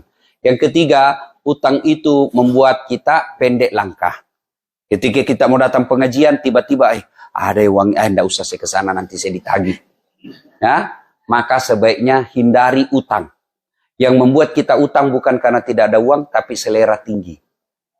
Gaji ibu 10.000, ya, gaya hidup 9.000. Insya Allah enggak ngutang.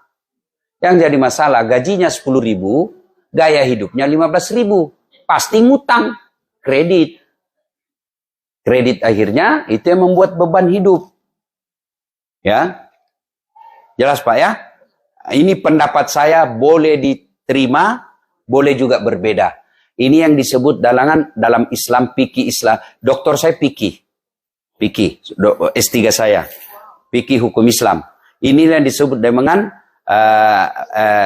ikhtilaf, perbedaan pendapat ulama. Lebih jelasnya ada buku saya Pak, judulnya itu Islam yang diperdebatkan. Nah, ini masuk di dalam masalah ini. Ada, itu kajiannya waktu saya ambil S3. Ya, makasih. Boleh berbeda pendapat, boleh. Boleh Bapak menolak pendapat saya, boleh. Yang tidak boleh kalau Bapak menghina saya. Dosa. Ya, kalau tidak setuju silakan, tidak apa-apa. Orang sholat aja beda-beda, boleh. Coba, ya Bu, teh. Coba kalau orang takbir, coba lihat. Namanya, saya ajari namanya perbedaan pendapat. Pertama, ke hadisnya, saya melihat Nabi takbir, mengangkat kedua belah tangannya sejajar dengan bahu. Maka takbirlah sejajar dengan bahu yang pertama. Gini. Kenapa? Dia lihatnya sejajar begini. Ini sejajar namanya.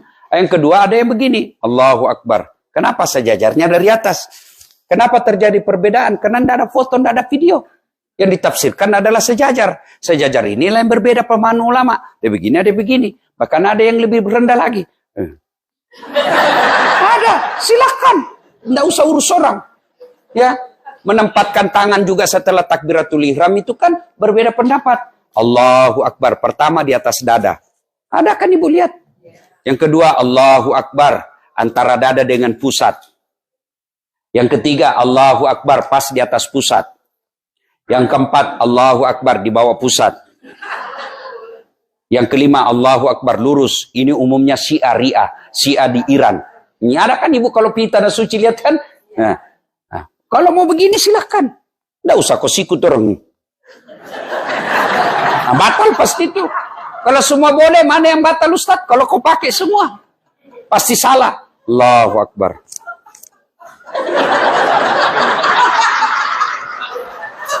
Pasti salah itu. Ini ibu-ibu supaya ini pendidikan, ya. Ini penting. Kenapa terjadi perbedaan mazhab ulama? Karena yang kita terima hukum Islam itu dalam hadis itu dalam bentuk tulisan. Bukan tutorial. Kalau tutorial enak, pasti seragam seluruh dunia. Kenapa? Ada gambarnya, ada audionya, ada visualnya. Makanya orang menggunakan handphone itu satu seragam. Kenapa? Ada tutorialnya. Iya kan? Coba saya kasih contoh. Kalau Nabi mengatakan misal, saya tidak makan. Apa yang ada di benak Bapak Ibu? Puasa. Apa lagi? Lapar. Apa lagi? Tidak punya uang. Apa lagi? Alergi. Apa lagi? Diet. Apa lagi? Sakit. Apa lagi? Itu baru satu kata loh. Saya tidak makan. Sudah berapa pemahaman Ibu? Itulah ulama.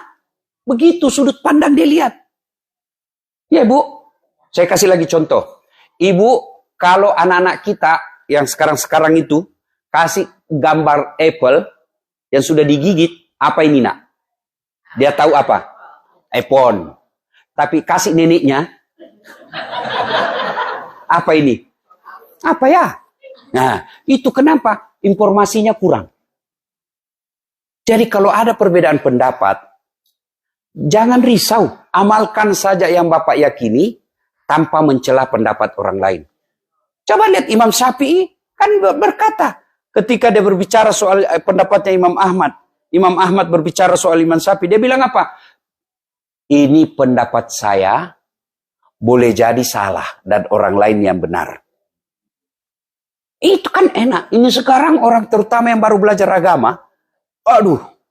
Kayak dia ajak panitia hari kiamat. Oh dia pemilik kebenaran. Ada yang begitu? Ada. Ya, ada ya. Saya syukurnya itulah sebabnya sehingga saya kesimpulan agamamu adalah siapa gurumu. Ya, agamamu adalah siapa gurumu. Kalau kau berguru kepada satu orang itu ajalah. Tapi semakin banyak kita baca buku, wawasan kita semakin luas. Ya. Nah, demikian wallahu a'lam bishawab. Cukup ya? Cukup. Ada lagi? Ya, silakan. Dibacakan. Ya. Ya. Bismillahirrahmanirrahim. Pak Ustadz, mohon doanya untuk teman kita sekarang lagi krisis di ICU, namanya Ila Masuku. Mohon doanya. Ila Masuku ini biasanya orang Bugis atau orang bau-bau. NTT. Oke? Ya. Ya, kita mengirimkan saja suratul Fatihah.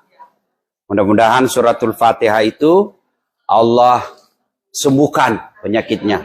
Allah angkat segala penyakitnya secara sempurna. Ila hadratin Nabi Mustafa Muhammad sallallahu alaihi wasallam summa khususan ila masuku al-Fatihah. A'udzubillahi minasyaitonir rajim. Bismillahirrahmanirrahim. Alhamdulillahi rabbil alamin arrahmanir rahim maliki yaumiddin. Iyyaka na'budu wa iyyaka nasta'in ihdinas siratal mustaqim. Siratal ladzina an'amta 'alaihim ghairil maghdubi 'alaihim waladdallin. Amin. Subhana rabbika rabbil izzati amma yasifun, salamun alal mursalin walhamdulillahi rabbil alamin. Terima kasih, mudah-mudahan ada manfaat, lebih dan kurangnya mohon dimaafkan. Usikum wa nafsi bitaqwallah, fastabiqul khairat. Assalamualaikum warahmatullahi wabarakatuh.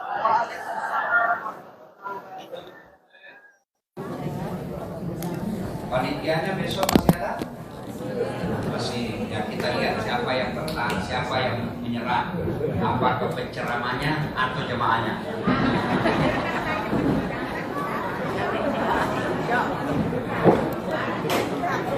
Kita sambung lagi besok 2 hari lagi. Jazakumullah khairan. Besok kita mulai 4.30 ya. Besok kita mulai 4.30 dan hari Minggu kita mulai